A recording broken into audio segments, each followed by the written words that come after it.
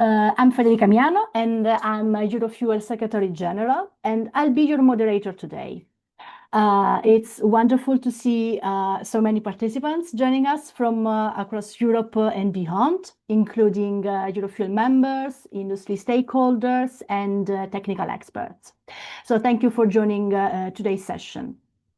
Before we get started, I'd like to cover a few housekeeping points. This session is being recorded for internal Eurofuel purposes, and by staying in the session, you consent to the recording. Now, I'd like to take a few minutes to introduce Eurofuel and explain what we do. Next slide, please. So Eurofuel is the European association representing the liquid heating fuel sector. Our members include national associations and companies from across Europe and the United States, all working together to ensure that residential heating remains reliable, efficient, and increasingly low carbon. Next slide, please. Our mission is to support the transition to a renewable and low carbon heating solution in homes while safeguarding consumer choice and energy security. We, of course, promote technology neutral policies, so technology neutral approach, and work closely with policymakers and industry stakeholders to find practical pathways, practical ways for decarbonizing residential heating. Our focus is on residential heating. We support the use of modern, efficient heating systems and promote renewable liquid fuels like FAME, so biodiesel, FAME, and HVO, that can be used in existing infrastructure with minimal changes for homeowners. Next slide, please. Eurofuel also provides technical guidance, best practices, and information resources to help installers, distributors, and policymakers implement renewable heating solution in a safe way and in an effective way, I would say, in residential buildings. Some of our key activities include organizing technical webinars like this one, producing guidance documents and information sheets on renewable fuels and heating systems performance. Our mission is also to facilitate collaboration across industry, policymakers, research institutions, and advocating both at national and at EU level. To, of course, ensure fair and evidence-based regulation that support practical residential heating solution. With that introduction, let me briefly outline today's program. So we will start with an overview of renewable liquid fuels in the heating sector, including FAME and HVO, presented by our Eurofuel president, Dr. Moritz Bellingen. Then Simon Massot from Santec will share insights on the biodiesel, so on the FAME market in France, followed by Michael Devine from NORA, who will provide the US perspective. After that, Ian Lindsay from Beckett Corporation will discuss practical technical experience with these fuels. So the webinar will provide participants with a comparative view of biodiesel deployment in these markets, situating in the broader context of renewable fuels. Finally, we will open the floor for questions and provide a brief wrap-up. During the Q&A session, please type your questions into the comment box and I will read them to our panel. If we run out of time, don't worry. You can always follow up with us via the Eurofuel contact page and we will be happy to respond individually. With that, Sorry. With that, let's begin our first presentation, which will be delivered by Moritz Bellingen, Head of Domestic Heating at EN2X and Eurofuel President. Moritz, could you give us an overview of the current market for renewable liquid fuels for heating? The floor is yours. Thank you, Federica, for the kind introduction, and a warm welcome to all visitors to this webinar. I'm very happy to give you some introduction, some technical introduction to this. Next slide, please. Yes, the energy transition is a big puzzle, including technology such as high-efficient boilers and burners, like hybrid systems or smart systems. It also contains insulation issues like roof, wall, or windows. And it contains as well the fuel question, carbon neutral fuels. And this is our thing, and we are part of it. Every puzzle piece has to fit together, and we have to find a suitable and affordable pathway for the future. Next slide, please. This is EU Commission figures. We have in Europe around 186 million residential units. 85% of these buildings are built before 2000, having in mind that these buildings are 25 years old and more. 75% have a poor energy performance, and 85% of all these buildings will still be in place in 2050 when we want to achieve zero emissions. These figures seem to me really important. That means that we shouldn't only focus on new buildings, we also have to focus on old buildings with slightly different situations. Next slide, please. Why decide for liquid fuels? So at first it's security of supply, and I think in the past this becomes more and more important. The product is easy to transport and easy storage. Second argument, you have reliable systems. It's suitable for all building types, as I already said, old and new ones, well insulated and less insulated ones. You don't need any grids, and it can be combined very well with renewable energies in hybrid heating systems, which are now commercially available. And last but not least, it's affordability. A heating system modernization does not require immediate adjustments on the building envelope. You can do it step by step, and you can think about your money in your pocket, what is possible. Next slide, please. This is our three-step approach to future. At first, we would like to look at the low-hanging fruits. It is high-efficient heating technology as well as thermal insulation of the building. The second step, we are thinking about including renewable energies like solar thermal, a wood stove, or a small heat pump in combination with the oil boiler. And the third step, and this is the step we are talking about today, is carbon neutral fuels. We are still here, we are starting this third step. For that reason, we are doing these webinars. Next slide, please. We always have to have in mind that when you are using fossil fuel, you will have CO2 emissions on site. But you have to have in mind that this is always a closed cycle. In this picture, you see it for synthetic fuels. you produce CO2 on site, and you will use the C, combine it with a hydrogen molecule, with a hydrogen, and produce a hydrocarbon which can be reused.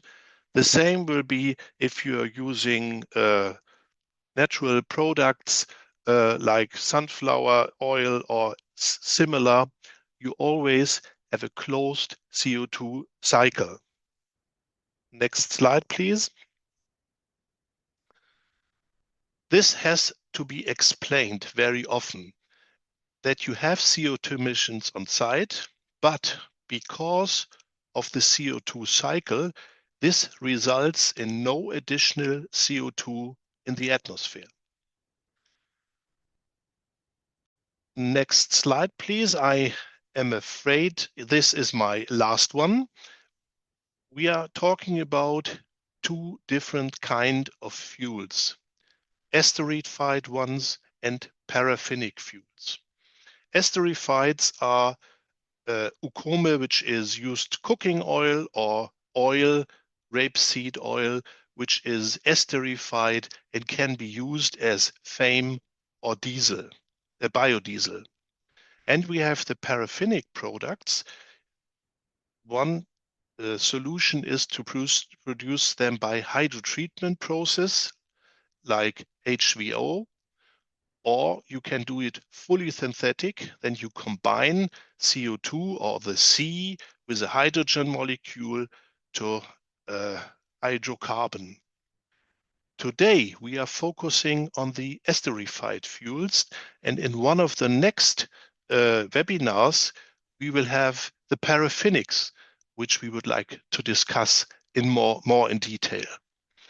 In our opinion, all solutions will be used to achieve a zero emission society in 2050.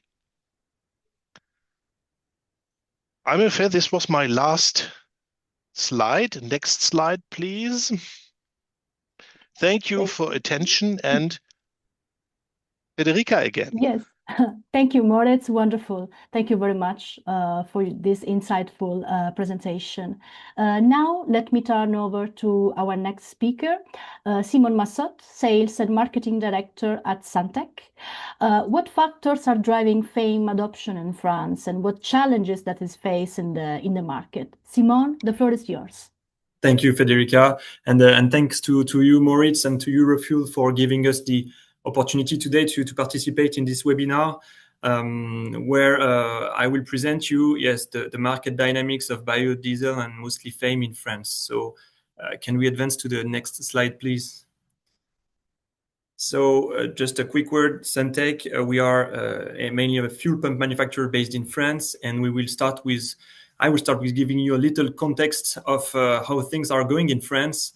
What people need to know is in France, liquid fuel is still a solution used by at least 3 million households.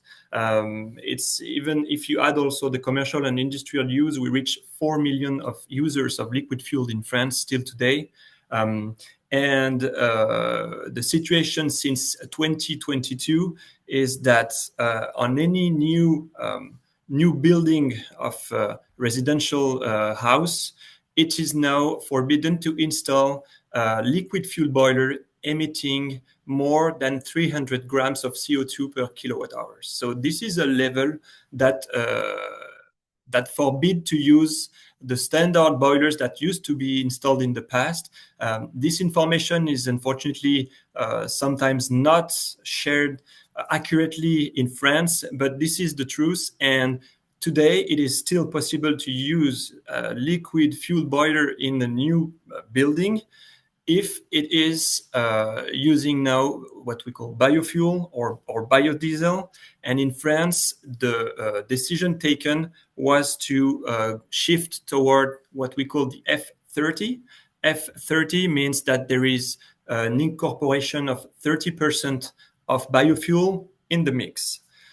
This decision is targeting to achieve 20% CO2 reduction in the use of liquid fuel And the decision in France with F30 is to use it based on FAME, as Moritz presented just before. So the main feedstock used for FAME in France is rapeseed.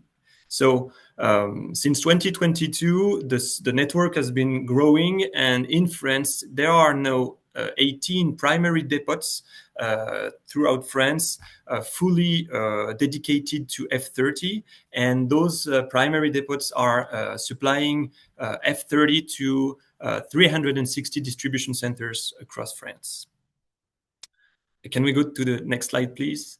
So this is the situation that we had, and I'm just going to give you a few updates on the numbers. So in 2022, the decision was made to go to F30.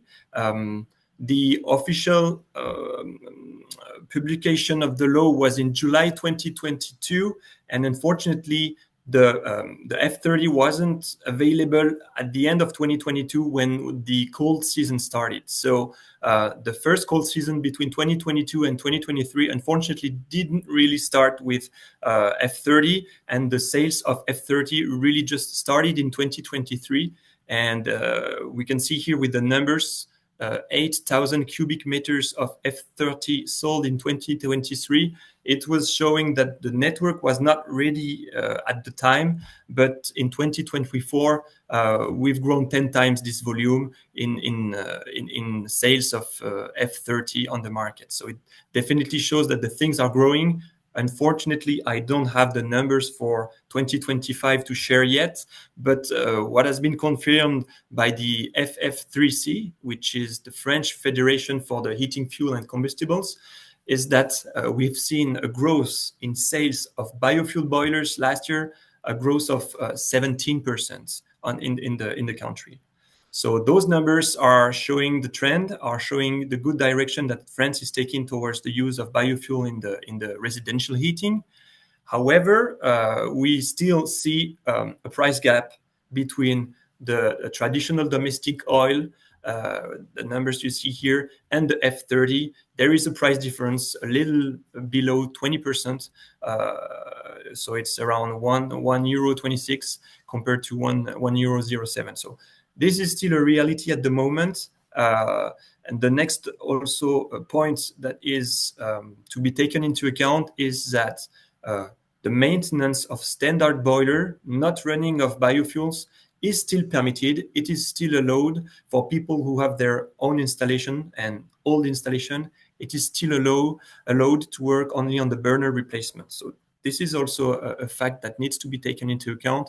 It means that the transition of the installed boiler system in France, the full transition towards bio is ongoing, but still has some challenges to face.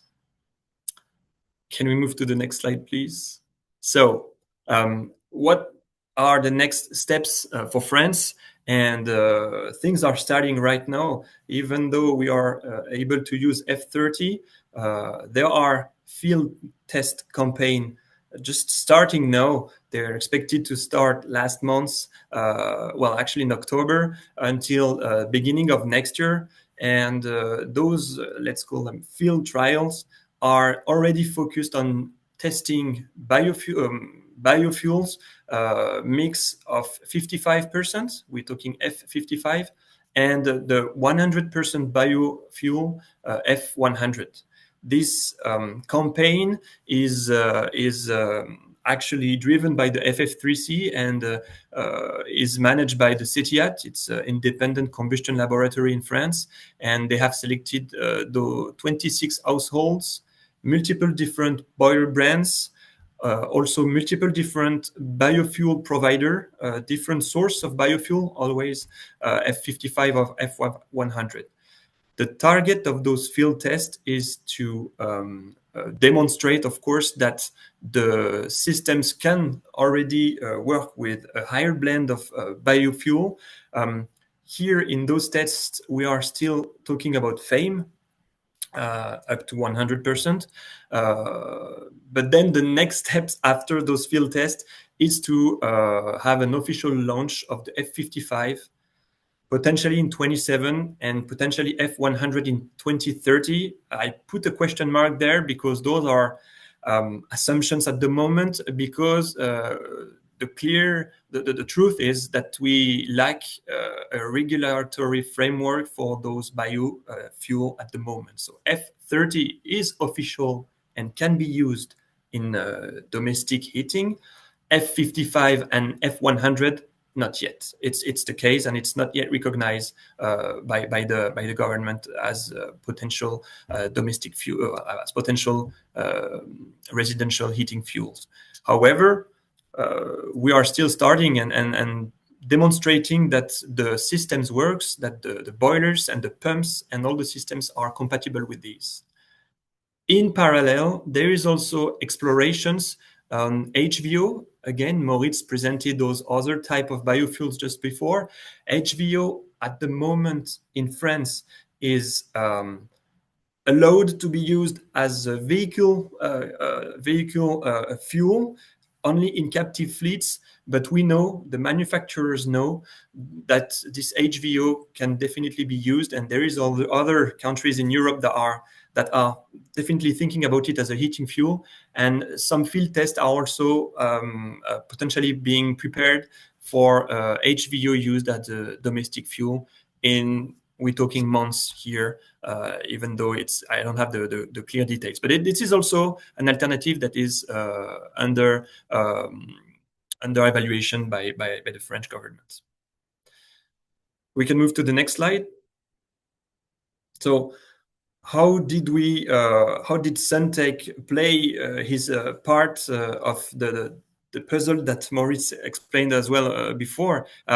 For us, as the pump manufacturer and hands in hands with the boilers and burner manufacturers across Europe, our vision and our target is really to show and to enable that full transition to biofuels is possible, and worldwide, because we've also been involved in those transition in the US, because Suntech has been working on having certified pumps B100, so it's the equivalent of FF100 for the US since 2023, and Michael after me will speak about this more in detail.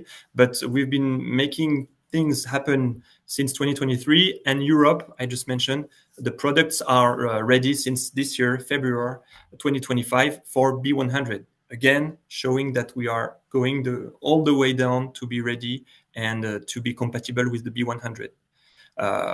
Now, without that being said, it means that to this date, since 2023, Suntech has sold nearly 500,000 pumps already B100 compatible. And this is our goal, to make all the installed field ready for biofuels across the world. Today, 70% of the products that are sold by Suntech are already biocompatible, either F30 or F100. And I won't go into too much detail here, but everything that we put on the market now is already, making it compatible with biofuel is mandatory for everything that we put on the market now. So we have our biocompatible models, and we are pushing towards this transition in the future and today, actually. So this was it for my presentation for the French market, which is a special example, but still a good, let's say, proof of concept that a whole country can shift toward F30 and look at the next steps. Thank you very much. Brilliant. Thank you very much, Simon. Now let me turn over to our next speaker. Next slide, please. Then it's our next speaker is Michael Devine, NORA president. Building on the French example, Michael, how does the US market compare for FAME? The floor is yours. Thank you very much, Federica. Good afternoon, everybody. It's a real pleasure to be here with everyone at Eurofuel. Next slide, please. Next slide, please. So I think we'll start, Federica, with a baseline in the United States right now. So we have been integrating biodiesel or FAME into the heating oil market now, or for quite some time. In 2008, the ASTM, our recognized testing body here in the United States, included 5% biodiesel as part of the heating oil specification, which is ASTM D396. So all heating oil will have the ability to contain up to 5% FAME at that time. In 2015, I'm sorry, that's a typo there. In 2015, we balloted ASTM 396 to include blends of FAME from B6 to B20. So that modification was made in 2015. Biodiesel or FAME has a ASTM designation of D6751, and this is FAME 100 prior to blending. The United States is right now embarking on a new ballot for ASTM, working with industry, both the manufacturers and the clean fuels organizations, to ballot B50. Hopefully the next year, it actually could be done sometime in the next couple of months, to have FAME B50 as our next ASTM designation for fuels. We have states, which I'll move into here quickly, that will be hitting that threshold by 2030, and we'll be working towards a developmental spec of B100. Next slide, please. So a little bit of the U.S. heating oil market. Right now, there are a little over 5 million homes and businesses that use liquid fuels for heating in the United States. The annual consumption is about 7 billion gallons in residential and commercial. The industry has made commitments to renewable fuels as part of this transition. We've had goals. We had a 2020 reduction in 2023. We exceeded that. We now estimate it's about a 26% GHG reduction that we've achieved so far. Our next goal is a 40% greenhouse gas reduction by 2030, and finally moving to a net zero greenhouse gas model by 2050. Currently, FAME is the product that is most used in the U.S. heating oil markets in this transition, although HVO is now starting to grow a little bit and gain some interest in the U.S. Next slide, please. So a little bit about the biodiesel timeline. Biodiesel has actually been around quite some time. When Rudolf Diesel created his diesel engine and brought it to the Paris World's Fair in 1900, he ran his diesel engine on a peanut oil-based biodiesel. So the ideas here are not unique. As we moved into the 1980s, much of the soybean farmers were trying to find more value for the oil of the soybeans that they were growing. And one of the farmers remembered Rudolf Diesel and his diesel engine. And so investments started in the 90s to look at biodiesel as a commercial fuel that would be fit for use. In the 2000s, we started to see the growth of biodiesel refineries starting to come into the United States. We started to see the first avenues of heating oil starting in the early 2000s and moving forward, with independent heating oil distributors beginning to blend biodiesel. And then the balloting for ASTM from 2008, as I mentioned, through 2015. And now we're working towards, and we have accomplished in UL 296, approvals of B100 or FAME 100 in many of the burner manufacturers, R.W. Beckett and Carlin, who now have all of their products that come to market are FAME recognized B100. And some of our boiler and furnace manufacturers are as well. So it's been a steady and a consistent climb in the United States. Next slide, please.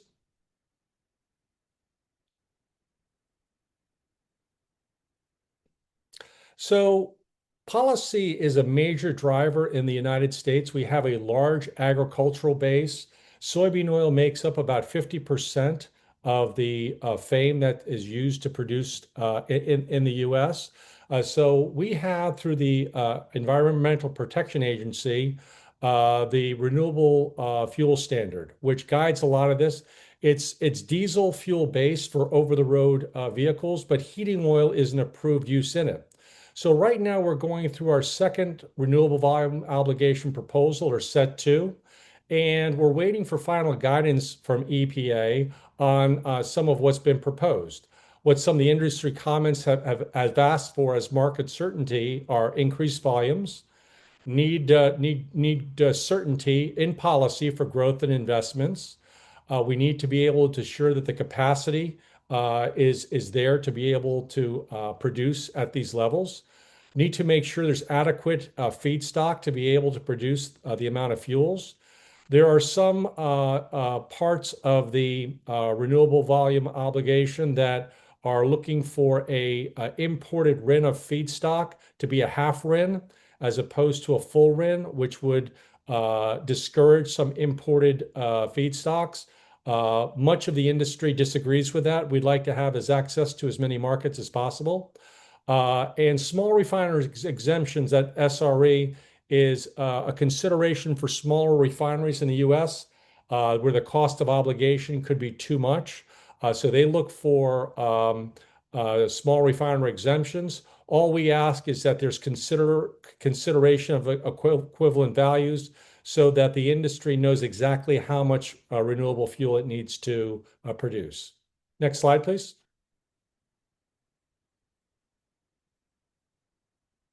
So a bit of what we're looking at right now in the United States for gallons.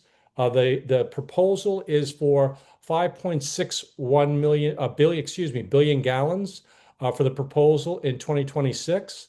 That moves up to 5.86 billion gallons in 2027. Again, this can encompass diesel, over-the-road diesel, and heating oils to make up these two categories. And then there's the advanced category, which is 9 billion gallons and 9.4 billion gallons, which biodiesel fame can also contribute to this. So it actually helps to increase those gallons. So it's a growing, healthy market in the United States. Next slide, please. So our key points from industry for moving forward, and that we're writing our comments, not NORA per se, but the industry participants, are for 100% reallocation of any small refiners exemptions to ensure that volumes are not eroded for these thresholds. We want to make sure that we have updated estimates and final volumes for 2026 and 2027. The values that I just provided were provisional values, and making sure that we are mindful and judicious about granting future exemptions. These small refinery exemptions are kind of an unknown for the program, so we'd like greater clarity on that. Next slide, please. So a lot of the policy, so we have our national policy in the United States, and then we have state policies as well. And the states that we've highlighted are in the northeast part of the United States, which make up the vast majority of the heating oil in the United States. The state of New York, which is the largest heating oil state right now, has a minimum standard or mandate for FAME in every gallon of heating oil at 10%. So every gallon that's sold in New York currently today has 10% FAME. This was a change from 5% as of July 1st of 2025. There are also proposals for a low carbon fuel standard and for tax incentives for biomass-based diesel as well as some cap and vest policies. But those will need votes and legislation. But the B10 is happening right now. The state of Connecticut, which is the third largest heating oil state in the U.S., has minimum gallons of 10% as well. That is also as of July 1st. Rhode Island has, as of July 1st, a minimum standard of 20% FAME in every gallon of heating oil. Massachusetts, which is the fourth largest heating state, has proposed a low carbon fuel standard and a clean heat standard specifically for heating oil. That's ongoing right now. We hope to have clarification in 2027 for that program. Pennsylvania is proposing a low carbon fuel standard as well. Pennsylvania is the second largest heating oil state in the U.S. Maryland has a proposed clean heat standard, as does the state of New Jersey. Next slide, please. So as we mentioned right now, B5 blends are really commonly used in the United States in almost every gallon of heating oil for those that are not mandated states. 20% FAME is commonly supplied excuse me, in the United States, we estimate right now there's 700,000 sites utilizing 20% FAME. One marketer is committed to 400,000 homes. B50 is now being utilized in over 20,000 sites in the US successfully, and 100% FAME is now being utilized in greater than 250 homes. NOAA is working right now on a lot of field B100 pilots are underway in Vermont, New York, Massachusetts, Maryland, Pennsylvania, and other locations. Next slide, please. So NORA has been involved with biodiesel blend testing for over 10 years. And what we try to do, obviously, we do a lot of lab testing at our testing facility, but we also really center on a lot of field testing. We want to understand where the failure points could be. And we try to find that those can occur, or the field suggests that it could come out of summer seasons if the fuel oxidizes and the like. We don't see a lot of that happening. Next slide, please. What we have seen is that the fuel remains very stable over time, even through the summer idling periods. From time to time, we will see head coking accelerate on some of the B100 sites. We're doing some work right now to try to quantify that, and we're finding some solutions right now as we tend to validate ASTM for even higher blends. What we have not seen in our increased studies are higher filter rate changes. We've not seen changes in flue gas CO2 associated with FAME use, pump leaks, or any other elevated failure rates for any other reasons. We did an extensive test, sampling and simulating 75 years of use with Suntex pumps 4 or 5 years ago, and we saw no increased failures whatsoever with increased FAME use. Next slide, please. And that was my last slide. Thank you, Federico. It was a pleasure to be here with you this afternoon. Thank you very much, Michael. That was terrific. Well, last but not least, next slide, please. Ian Lindsay, Director of Marketing at R.W. Beckett Corporation, will provide a practical perspective on real-world progress and best practices in FAME deployment. Ian, the floor is yours, please. Thank you, Federica, and thank you to Eurofuel for the opportunity to join you and speak today. Next slide, please, Sabrina. So good afternoon, everybody, and thank you for joining us. To set the stage, I want to begin with what we're seeing on the ground in North America.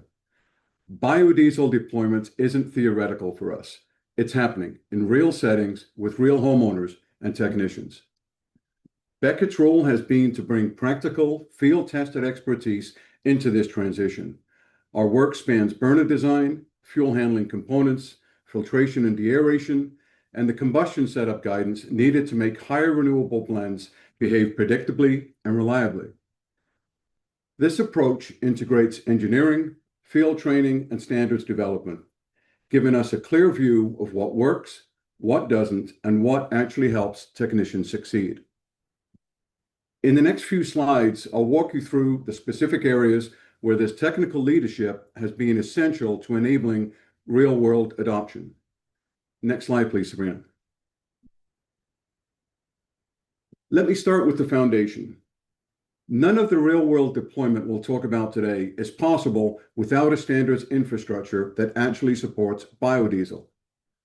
That's been a major focus area for Beckett over the past several years. We have been directly involved in driving biodiesel inclusion into UL, CSA, and ASTM standards across North America. Today, blends from B6 to B20 are already formally incorporated into the major burner, pump, and appliance standards. Higher blends, B50 to B100, are progressing as well, with several ballots authored or co-authored by our engineering teams. Harmonization between US and Canadian requirements has also been important because retailers, OEMs, and service organizations operate across those borders. Ensuring consistency reduces friction and supports broader adoption. And none of this work happens in isolation. Beckett serves across technical committees and in industry associations to ensure the standards reflect real field data, technician experience, and practical deployment realities. Standards are the foundation. Without them, adoption stalls. With them, OEMs, dealers, regulators, and service technicians can move forward with confidence. And with that standards foundation in place, the next essential step is ensuring the technicians on the ground are fully prepared for these fuels. Sabrina, next slide, please.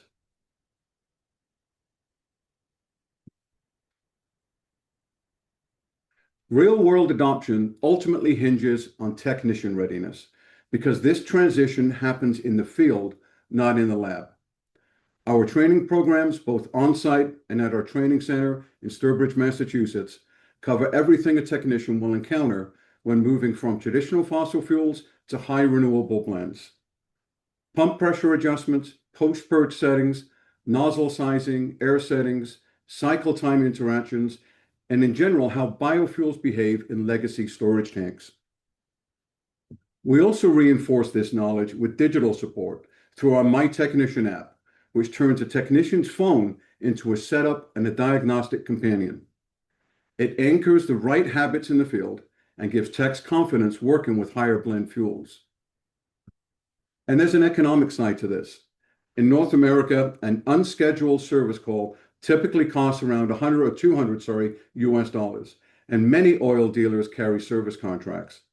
That is why we continue to emphasize proactive preventative maintenance, the familiar nozzle filter strainer discipline performed at a regular tempo. It prevents nuisance calls, it protects system performance, and it reduces customer frustration. But the broader point I want to emphasize is this. Long-term system reliability is not determined by the manufacturer alone. Stewardship of reliability extends also to the oil retailers who manage the fuel filtration, the storage conditions, the delivery quality, and overall fuel management. They're all part of the story. And the technicians, the people servicing the equipment every day, are the real guardians of performance. Viessmann's Max Weishaupt once phrased it perfectly. We only have to build the equipment right once, but it must be serviced correctly for the next 30 years. That idea truly captures the North American reality we see today. And that's why we invest so heavily in technician education. We now train roughly 5,000 contractors every year, ensuring the people interacting with homeowners are educated and they're confident. They are the advocates who can explain the advantages of advanced fuels and reinforce trust, almost like the in-house doctor of the heating system. From the equipment side, Beckett has made our portfolio future fuel ready, but the ongoing stewardship responsibility belongs to the oil dealers and the technicians whose work ensures reliability, performance, and customer acceptance. Next slide, please.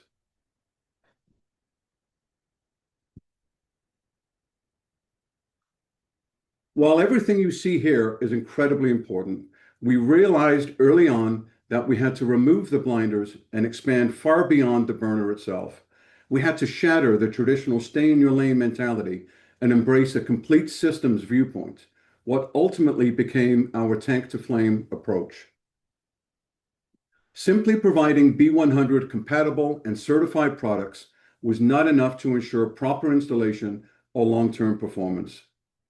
A clear, easy-to-follow, holistic method was required, covering product selection, filtration, deaeration, upgrades, fuel handling, and the combustion setup needed for those renewable fuels. This systems approach is what ensures renewable fuels behave predictably and reliably in real-world basements and mechanical rooms. And there's a reinforcing point, once again, that ties directly to the systems view. Equipment readiness is only half of the reliability equation. The other half lies with the stewardship role of the oil dealer and with the technicians who service the equipment throughout its life. Our job at Beckett is to engineer the system to be future fuel ready. Their job is to manage the fuel and maintain the performance. Tank to Flame brings all of those responsibilities into one integrated pathway so that renewable fuels succeed consistently in real-world applications. Next slide, please, Sabrina. I also want to emphasize that for Beckett, biodiesel isn't a side initiative or a marketing angle. It's a core corporate priority. If you look across our digital platforms, our training materials, engineering resources, OEM communications, and customer support content, biodiesel terminology and renewable fuel alignment are everywhere. That is intentional. We've aligned every part of the organization behind renewable liquid fuels. Engineering focuses on compatibility and optimized combustion performance. Training ensures technicians know how to set up and service those systems safely and reliably. Our OEM teams integrate renewable-ready components directly into their new appliances, and our communications reinforce the same long-term direction. This is a sustained commitment, not a short-term trial. For customers, technicians, and regulators, that organizational alignment provides clarity and confidence. They can see this isn't just messaging, it's backed by real investment. And importantly, this positions us to contribute meaningfully not only across North America, but also within the broader global transition toward lower carbon liquid heating. It has been a privilege for the Beckett family of companies to actively participate with Eurofuel over the past 5 years and in our common cause. Next slide, please. Driven by state mandates and market incentives, as highlighted in Mr. Devine's presentation, real-world biodiesel deployment is now accelerating across North America. Standards create the foundation. Technician training ensures field readiness. And system-level component upgrades enable safe, reliable, and affordable heating today, not someday in the future, but right now in our basements and in our mechanical rooms. But technical readiness alone doesn't guarantee adoption. Policy alignment and evidence-based engagement are equally important. That's why Beckett has taken a very active role in regulatory involvement, not just implied, but explicit, both at the state and the federal regulatory level, and through close partnership with national associations such as NEFI. We bring burner lab data, field diagnostics, setup guidance, and technician feedback directly into regulatory conversations. Our goal is to ensure policymakers understand what is technically achievable, what is commercially practical, and what truly reduces customer risk.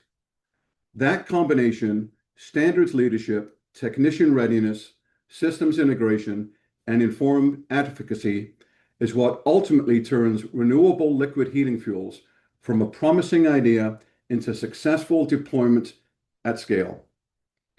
In closing, we look forward to continued collaboration with Eurofuel and its members to expand adoption globally, to share field insights, and to advance this transition together.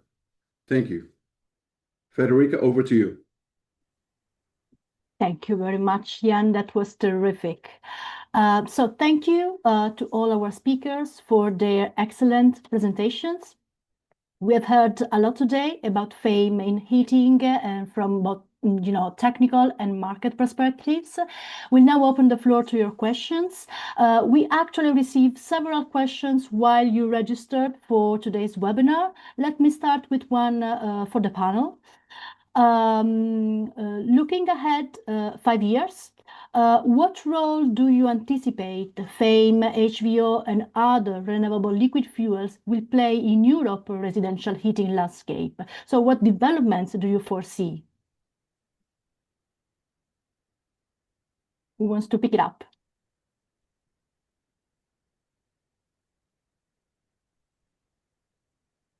Well, maybe I can just try from Suntech perspective. I touched a little bit on that in the presentation.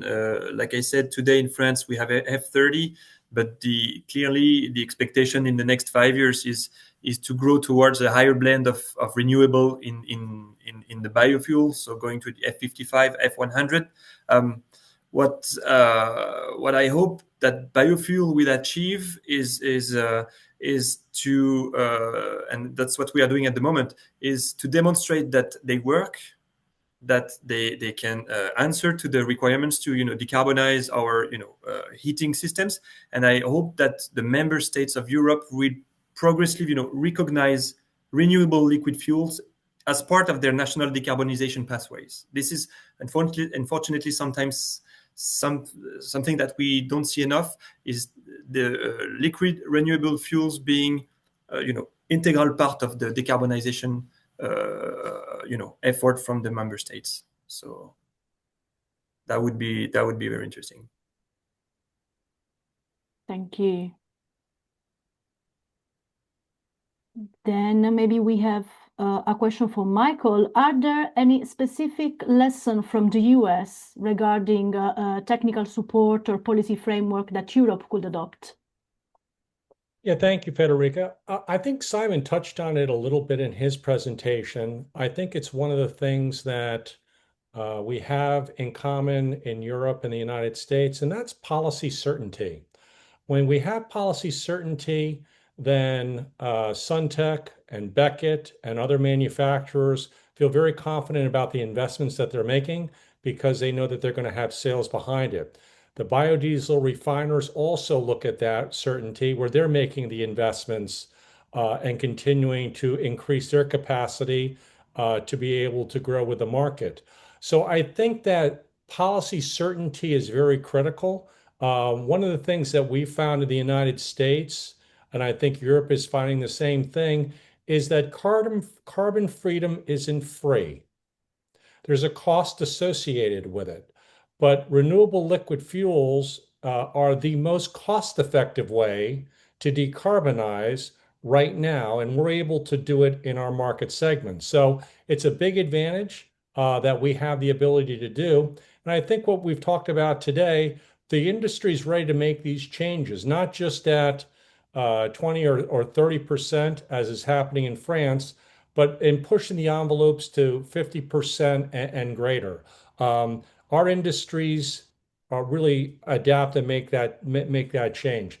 Technically, I think that Suntech, R.W. Beckett, many of the other manufacturers have done a very good job in ensuring that higher blends of renewable fuels can be utilized. And even on existing systems, very minor, if any, modifications need to be made to make these transitions. So making sure that we're messaging that, I think, is always important so that the consumer knows and has confidence that technically there are no barriers. So I think that's very important, as I said, policy certainty. Thank you, Michael. We have one question from the audience.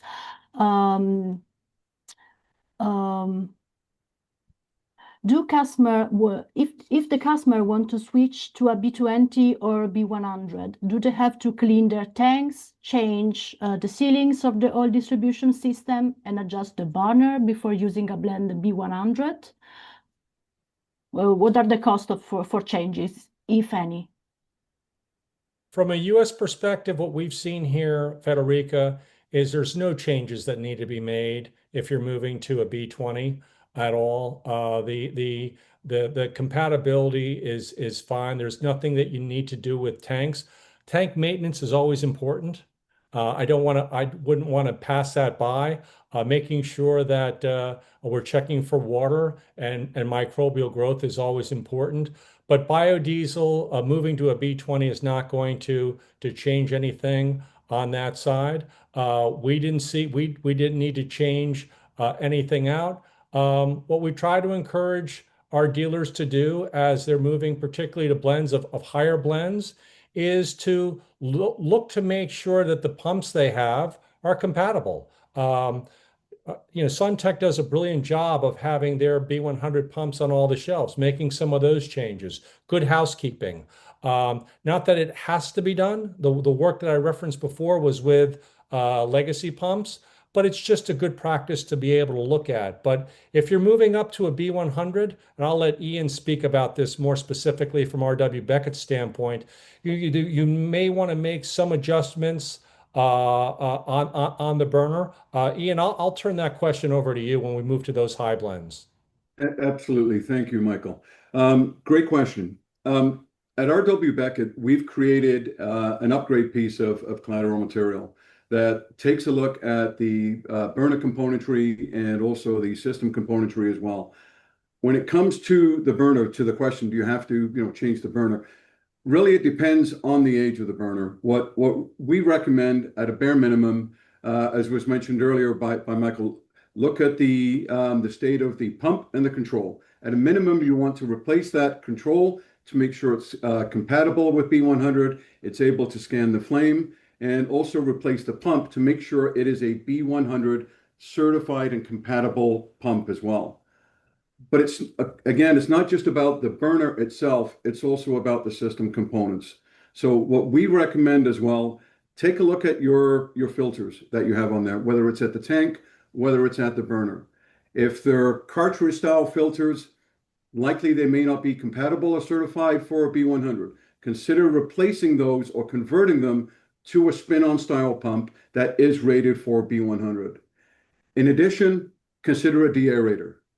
A deaerator can provide many benefits as it relates overall to the system, but it also provides, you've got that continuous movement, you've got a little bit of preheating going on in that loop, and you also, of course, have the deaeration. So what's really important is taking a look at it holistically. Can you get away with just replacing components? Upgrade your system components, and depending on the condition and the age of your burner, you may want to consider upgrading and replacing that burner overall to a B100 UL certified pump. Thank you. Thank you very much. Maybe one last question before we wrap up, because we're running out of time. We have a question very often. I hear from customers that HVO and B100 can lead to either maintenance cost and higher fuels consumption. Is this right? From a BTU standpoint, FAME has a little bit lower of a BTUs than conventional heating oil in the United States. It's probably B100 to heating fuel probably is reduction of about 7% in BTUs. But what we also see with biodiesel combustion is a cleaner burn. So we do see some efficiency gains with the biodiesel, but I think on a net basis, you may see a very slight reduction in the BTUs. HVO also has a slight reduction in BTU value, probably 3% or 4%, depending on the HVO in the system. But again, a very clean burning fuel, a superior fuel. So you may see improved efficiency coming from that. So I would say it's negligible. On the maintenance costs, we do not see increased maintenance costs. We see cleaner heat exchangers. We see cleaner nozzles. We see really good combustion chambers. So we do not see increased costs with maintenance in the US. Thank you. So it looks like we are coming to an end of our webinar. Thank you very much to all our speakers for sharing their insights on FAME deployment in France and the US. And thank you to all participants for your excellent questions and engagement. The recording will be available for playback afterwards. With that in mind, I'd like to hand over to Moritz Bellingen for a short closing reflection. Thank you again for joining us today, and we look forward to continuing this discussion in the months ahead. Moritz, the floor is yours. Thank you, Federica. So I would like to do a very short wrap up. I would like to sum up this very interesting discussion. From Simon, we learned that governmental regulations led to the F30 mixture, and that in future they are discussing F55 and F100, probably because of upcoming governmental regulation. The good news is that industry, in this case Suntech, is working to ensure that these renewable products will work, and they even bring them in the market right now, that even existing boilers can use future fuels. From Michael, we learned that biodiesel is already in the market, and that even industry has commitments to use about 40%, or want to have 40% greenhouse gas reductions. and that biodiesel sales increase. He also told us about state policies giving mandates to use renewable products. And good news is also that Offtech is testing the products for over 10 years and that they found no failures with these products. From Ian, we learned that biodiesel is happening for sure, and that Beckett is delivering suitable technologies. And they are working on standards that everything works well. And he added that for an error-free operation, it's needed that we have a suitable boiler and burner technology, but a proper installation, a regular maintenance, and a suitable biofuel as well. So I think this is interesting discussion, and I would like to thank all speakers and all participants for joining. But before I say goodbye, I would like to thank Federica for her very good moderation and for the preparation of the whole webinar. But I also would like to thank Sabrina. She helped a lot in the preparation, and today she ensured that the technical aspects worked without any trouble. Thank you to both of you. Thank you. Thank you very much for joining today's webinar, and I wish you a nice afternoon. Goodbye.